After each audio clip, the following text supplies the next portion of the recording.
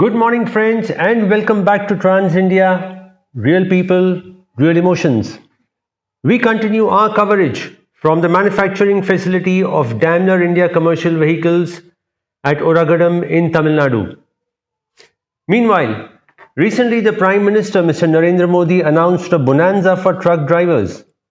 1,000 rest houses on national highways across India. We keep hearing time and again that truck drivers are the backbone of this industry, but that does not take away the fact that we are facing a shortage of drivers. Though one cannot ascertain the exact extent of shortage, but it is surely in double digits. Shortage of truck drivers is not just a concern for the transporters, but also for the truck manufacturers. They have been trying to do their bit for the drivers by providing comfortable cabins so that the drivers are less fatigued. At the same time, the manufacturers are also focusing on driver training. During a visit to the DICV facility in Oragadam, we experienced the simulator that is being used for driver monitoring and training. So when we were scouting for a place to interact with Siddharth Kirtane, Head of Marketing at Daimler India Commercial Vehicles, the simulator seemed to be the perfect background. Siddharth is a veteran in the commercial vehicle segment and understands the industry very well. We talked to Siddharth on his journey in the industry and, of course, his stint in DICV as the marketing head. But first, let's take a quick look at what Mr. Narendra Modi had to say about the initiative for truck drivers. Industry के आप सभी दिग्गजों के बीच market की इतनी सारी चर्चाओं के बीच मैं एक मानवीय पहलू की तरफ भी आपका ध्यान दिलाना चाहता हूं। हमारे लाखों ड्राइवर साथी इस मोबिलिटी सेक्टर का एक बहुत बड़ा हिस्सा है। जो ट्रक चलाते हैं, जो टैक्सी चलाते हैं, वो ड्राइवर हमारी सामाजिक और आर्थिक व्यवस्था का एक अभिन्न हिस्सा है।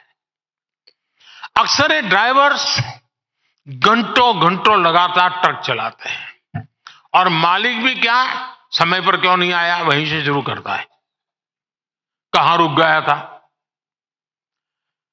इनके पास आराम का समय नहीं होता। ऐसी मुश्किल परिस्थितियों में कई बार ये लोग सड़क हादसों का भी शिकार हो जाते हैं। ट्रक ड्राइवर्स की इस चिंता, उनके परिवार की इस चिंता को भी हमारी सरकार भली भांति समझती है।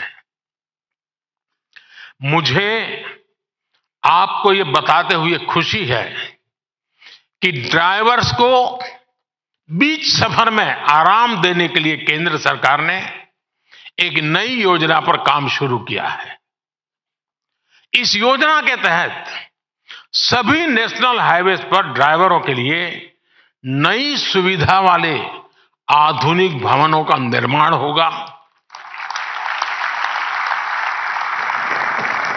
इन भवनों में ड्राइवरों के लिए भोजन, पीने के साफ पानी, शौचालय, पार्किंग और आराम करने की पूरी व्यवस्था होगी।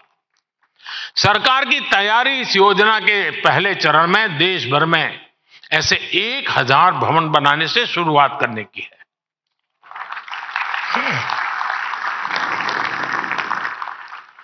ट्रक और टैक्सी ड्राइवर के लिए बनाए गए ये भवन ड्राइवर्स की ईज ऑफ लिविंग और ईज ऑफ ट्रैवलिंग दोनों बढ़ाएंगे। इससे उनकी सेहत भी ठीक रहेगी और दुर्घटनाओं को रोकने में भी बहुत मदद मिलेगी। That is definitely encouraging news for the truck drivers, though it will take some time before we start seeing these rest houses across India. But we are happy that for the first time, the government has shown intent in doing something worthwhile for the truck drivers. Coming up after this very short break, our interaction with Siddharth Kirtane, Head of Marketing at Daimler India Commercial Vehicles. You are watching Trans India, Real People, Real Emotions.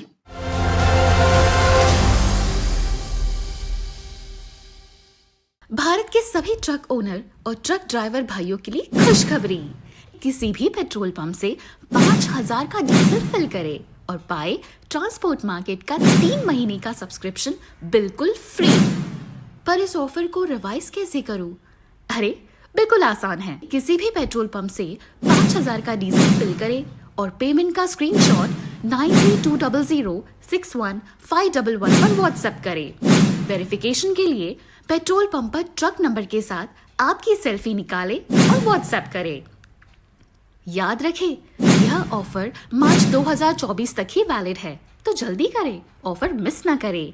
और इस video को सभी truck मालिक एवं driver भाइयों के साथ share जरूर करें। अब आप अपने परिवार का ख्याल रखिए। ट्रक के लिए लोड की चिंता करने के लिए ट्रक एंड ट्रांसपोर्ट मार्केट है ना। स्कूल बच्चों का दूसरा घर होता है और इस घर का ख्याल रखना एक प्रिंसिपल के लिए आसान नहीं। पढ़ाई के साथ बच्चों का आराम, उनकी सेफ्टी, छोटी से छोटी चीज मेरी प्रायोरिटी है। वैसे ही स्कूल बस चुनना भी एक बहुत बड़ा डिसीजन था। पेरेंट्स का पीस ऑफ माइंड, मैनेजमेंट का भरोसा और बजट साथ लिए चलना पड़ता है। इसीलिए कभी कभी फर्म भी बनना पड़ता है। आखिर कोई अपने बच्चों की जिम्मेदारी मुझे दे रहा है, तो कोई बजट की। लेकिन इतने सालों में एक चीज समझ आई है, अगर सही डिसीजन लें तो सबसे ज्यादा प्यार भी प्रिंसिपल को ही मिलता है।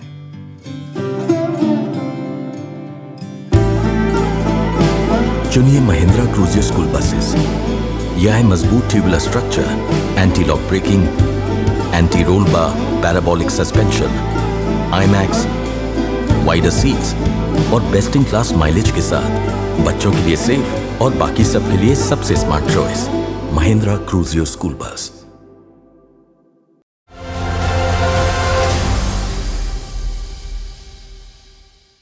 Welcome back to Trans India.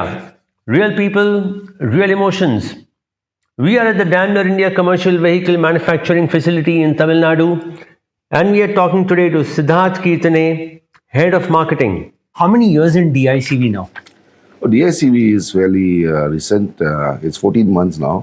So I joined DICV last year, but within the industry for quite some time. So can you take us through a little bit of your journey? Okay, so my journey about commercial vehicles started in 2002 with Volvo trucks, and I worked for the Volvo Group almost for little over 2 decades. So for me, within commercial vehicle industry, it is just two companies, the Volvo Group and then of course DICV.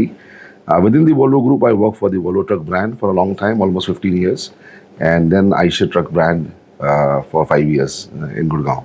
Yeah. So you always wanted to be a marketing person, or it was a destiny of sorts? No, I have actually been a salesperson, to be very honest. I wouldn't really call myself a marketing person. My majority of the career has been in sales. But yes, I have been handling co-marketing role for almost a decade now between the three brands, which is the Volvo truck brand and the Eicher truck brand, and of course now DICV. But I think, I would put my marketing skills come more from the fact that the sales roles allowed me to interface with the customers and the channel partners so much because then you understand what's the real need from the market. But large part of the role has been sales, and then of course I would say a decade of marketing, so to say. So tell me, how tough is it selling a truck, especially when you're addressing a very diverse spectrum of customers, right from a truck driver to a large fleet owner? How does that change? I think it is fairly difficult, and particularly if you are selling a different technology or if you are selling premium products, which is not a commodity, so to say. So then it's very difficult because everybody has its own kind of, constituency that needs to be kind of addressed. So as you rightly put, you have drivers on the one side who are looking for the comfort, but at the same time, they're also looking to make more money by saving fuel because in the industry, most of the customers have migrated to giving a fixed cost of fuel to the driver, right? So he looks at his comfort and the fuel efficiency benefit, whereas of course with the operator looks at the overall cost economics of the truck.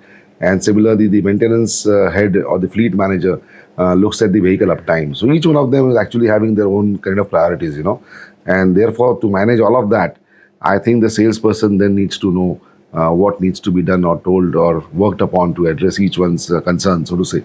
So it's not really easy, honestly, to sell a truck.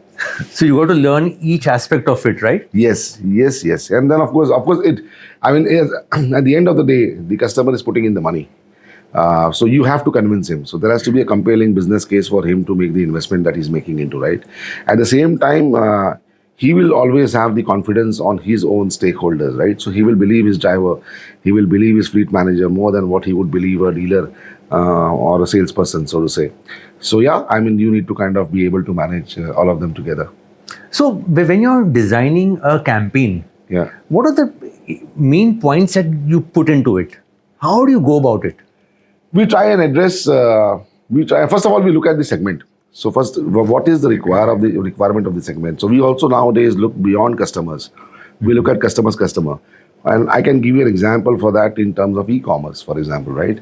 So e-commerce, it's not just the customer who is buying the truck who is important, but at the end of the day, it is also the Amazons and the Flipkarts. Right. Who need to be kind of convinced with the product delivery, right? So we look at the segment specific requirements. What is it that the segment wants, and then within that segment, what are the typical, let's say, value propositions that our offering is bringing to the table, and that is the first starting point. And then, of course, once you look at that, then you try to break that value proposition into which stakeholder you are trying to address. So it could be the same campaign, but then covering up more like a story, and the way you also do, and then trying to address each and everybody's kind of needs. So you're talking about fuel efficiency, for example, on the product side. You're talking of the uptime, which should take care of the maintenance guy and the, let's say, the end customer's customer. You're talking of the overall cost effectiveness, which should take care of the investor, so to say. You're talking about the comfort and the safety, which then takes care of the driver community, so to say. And then, of course, the platforms are different because the drivers access the platform in a different manner. So your actual execution can then happen in the driver areas or let's say transport areas, whereas the customers are more tech savvy. So then you are able to use the digital platforms and so on and so forth. Yeah. But Siddharth, back in the day, the tech changes were less frequent. Yeah. These days, you see a change happening probably every 2 months, 3 months, a new segment coming up. Yeah. So how often do you go about ramping up these campaigns? Well, I think the transition in the industry is happening much more rapidly. And but unfortunately, the part is that with the digital platform comes in, it allows you to kind of adapt to it. So your basic storyline has to be definitely long term.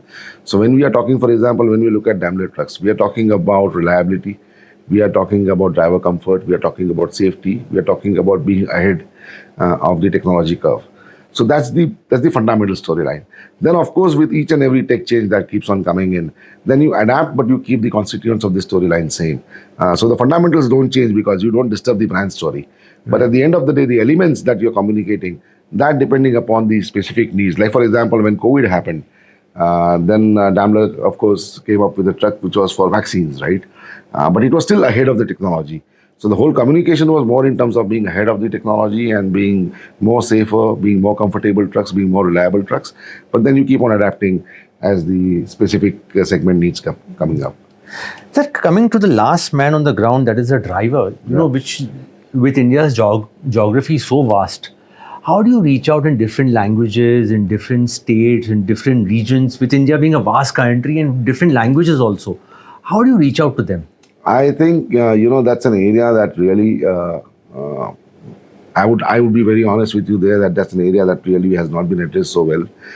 Today, for example, we do a lot in terms of training of drivers and, reaching out to those drivers at our dealership levels or reaching out to the drivers at the transport base, or the transport nagas and stuff like that. As you can see, we are sitting today in a training center where we have also invested heavily in creating a driver simulator so that we can actually teach the driver learning and unlearning without kind of sitting on actual truck. Because when he's driving actual truck, his mind is occupied on the road.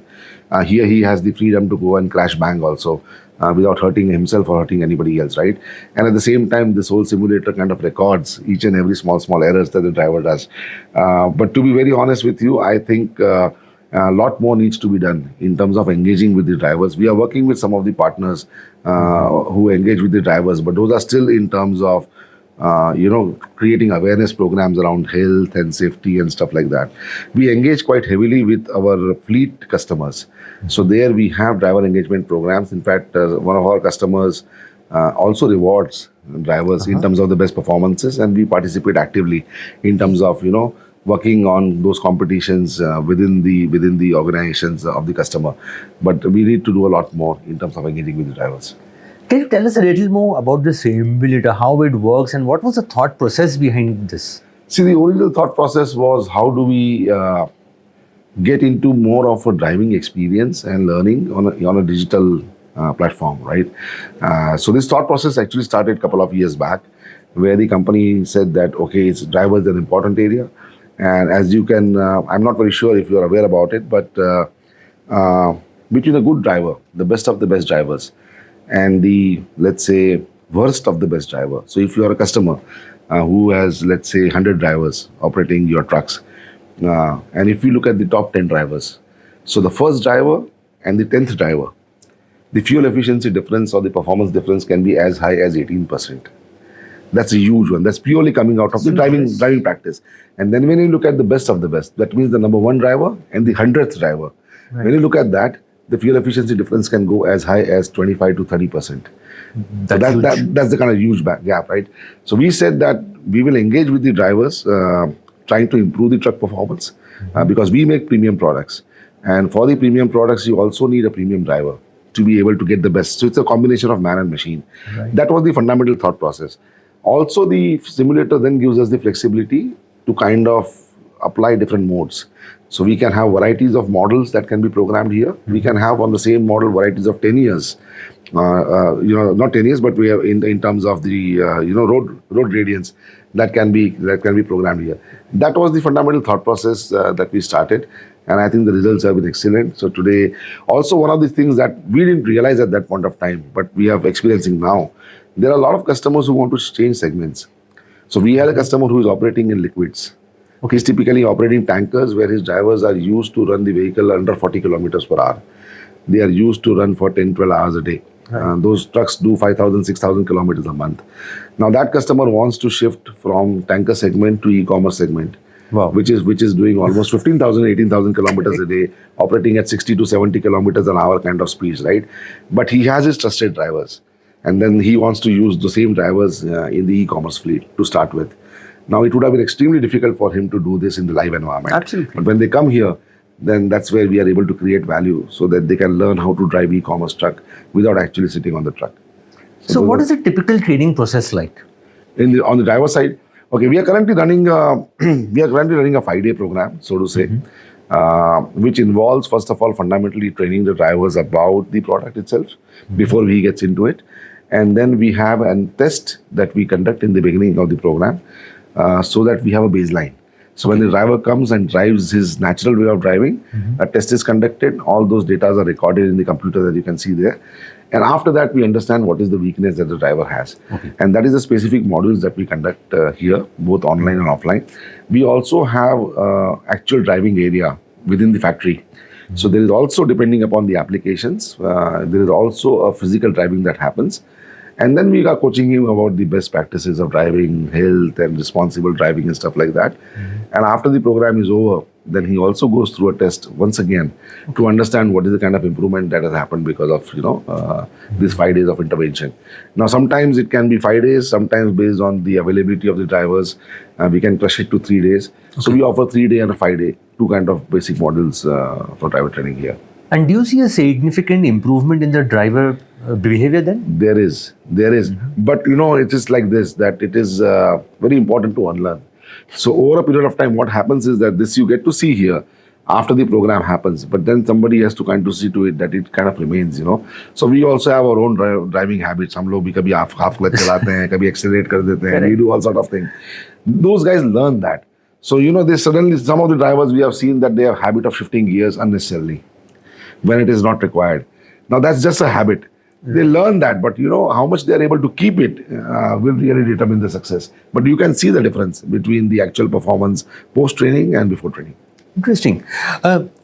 Just coming back to the marketing part of things, transporters are not very savvy with marketing, especially the mid-size, the lower spectrum. how can they improve on those skills? I mean, being a marketing expert, what tips would you give them? I think the younger generation of people are extremely tech savvy. That's my personal, the way I have seen the industry. I do agree that commercial vehicle industry still remains to be a brick and mortar, right? But I can tell you today that when it comes to purchasing of the trucks, a lot of people do their pre-research online. So couple of years, even not longer than that, but let's say 3-4 years back, prior to COVID, if somebody would say that did it make sense to have product specifications, 360-degree view of the truck and all of that on the website, like what car industry has, right? Today, if you want to buy a car, most likely you would have understood that the features of the car and the look and feel of the car, everything online. You only go to the showroom to kind of do the test drive and have the feel of the car, right? That was not the case with trucks at least 3-4 years back before COVID. But I can tell you today that anybody who wants to buy a truck, they do a lot of digital research. So the younger generation and the new age customers, so to say, are really tech savvy. Fundamentally, whenever you want to do marketing, you must understand one thing. What is that unique value proposition that you are creating for your customer? That we should be very clear about. There should be a consistency in delivering that value proposition. You should have some kind of proof of equity. Means people should believe, there should be reason to believe what you're saying is true and genuine. And then communication definitely is today accessible and free. I mean, we are most communicating generation by far, so to say. So I would definitely recommend, based on my experiences, that have a credible story, have an interesting story, and then obviously communication is no limitation. You will be able to communicate. But when it comes to truck, eventually it boils down to the TCO. Yes. So does all of your marketing revolve around TCO, or there are some other parameters to it as well? No, we are into commercial vehicle business. So first of all, the proposer and the truck has to make commercial sense, right? So that goes without saying. So that's the fundamental part of it. The only thing is, it's all about perspective. So there was a time when we were limited as a country. We had a limited, let's say, limited visibility, limited security. Our ability to see the future was also limited. That was how our country has evolved over years. Today we are into a situation where businesses can take a long-term view. So there is a consistency, irrespective of whatever governments are there, but there is a consistency in terms of the direction that the country is taking, right? So people can take long-term views. So something that may not appear very attractive to you in a shorter period of time, 2 to 3 years time span, may suddenly become extremely attractive when you change your time horizon to 5 years or 6 years. And apart from that, you have today a lot of technology changes happening. So for example, let's say a decade back, nobody imagined that there will possibly be a trucks which will operate on other fuels than diesel, right? So at that point of time, resale value of the truck was a very important criteria. Today, somebody buys a truck and wants to use the truck for 5 years. After 5 years, I'm not very sure if there will be any takers for diesel truck. Even I don't know. Right. Even you don't know as a customer. So now the resale value does not become so important. What becomes important is, how long can I use my existing product? Tomorrow, if there is no diesel, so to say, no buyers for a diesel truck, can I use my truck instead of 5 years? Can I use it for 8 years? Can I use it for 10 years? So the consideration then changes. So it's about the perspective, but the TCO benefits and the TCO calculation were there earlier also, and they remain equally important today also. It's just a matter of perspectives have changed, and there are more takers in the long-term story than the short-term story. So that's the difference. So finally, having come so far in the CV space, what are your future plans from here on? I am here. I have joined this company only 14 months back. It's an exciting place to be in. Bharat Benz has completed 11 years now as a brand in India. It has managed to make itself not just respectable brand, but also a very aspirational brand. So I can only tell you that, if you go and ask 100 customers, there are a lot more customers who are wanting to buy Bharat Benz compared to what actual number of customers who are buying today. And I think we have created that specific space for ourselves, definitely very strong in certain segments, like high performance segments, construction segments. We are doing pretty well in tractor trailers now. We are also doing fairly well when it comes to e-commerce trucks. So there are very clearly segments where Bharat Benz has a very strong leadership positioning. And I think we would definitely like to grow our business much more rapidly and much more levels compared to what it is today. And I look forward to being a part of that journey. Any new campaigns coming up in the next couple of years that you're working on? No, nothing specifically that I can say, but yeah, we are working on so many things. I think we have during this year itself kind of come out with several new products. Currently, of course, the whole industry is more focusing on regulatory requirements. For example, it was earlier BS6, then it became OBD2 vehicles and stuff like that. But we are also coming up with a lot of new technology products and also focusing a lot more on the safety and the driver productivity. And we are doing a lot of things on the, let us say, the ecosystem point of Right. view. So whether it is telematics or whether it is uptime management or whether it is driver performance improvement or whether it is safety campaigns and safety features, so to say.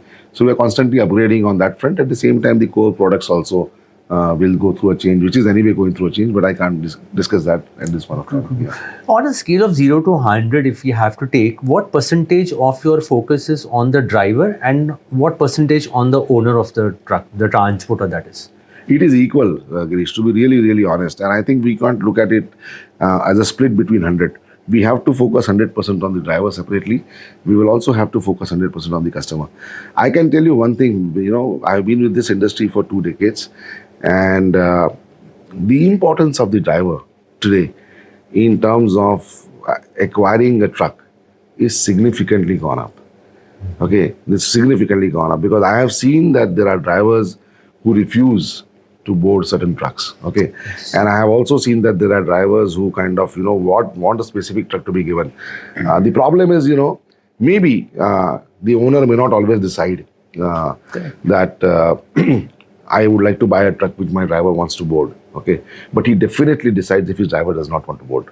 So if the driver says, "Sir, I will not drive the truck," then that truck brand is out of the consideration. So to my mind, I think these are very two different and important areas that need to be focused separately rather than, kind of mixing. That's what I personally feel. Second thing is that driver shortage is really, really acute. That's really, really acute. So from that perspective, also the truck kind of technology that is coming in the trucks, irrespective of whichever brand it is, I think it is important that the driver education keeps on improving. So I think we will have to find out 48 hours in a day to be able to focus 24 on the customer and 24 on the driver. So any campaign that you're planning which would get more drivers into this profession, anything around that are you working on? We are right now working with the simulator and the engagement program that we are doing. We are also looking, as I said, that we work with some of our key customers in terms of improving the efficiency of their drivers and doing competition around that and training around that. We intend to come out with a driving competition, but with that we would like to do it in the next year. This year, for example, just for your information, we had a national skill competition for our channel partners, sales and service. A mammoth effort that we did. Over 3,000 people in the network went through 3 or 4 months of a marathon contest to be able to become winners in the end. And we would definitely add drivers to that initiative in the next year. Wonderful. Thank you so much, Siddharth. That was our interaction with Siddharth, and it is indeed very encouraging to see manufacturers take efforts to make the lives of drivers safe and comfortable. We will be back again next week with yet another interaction.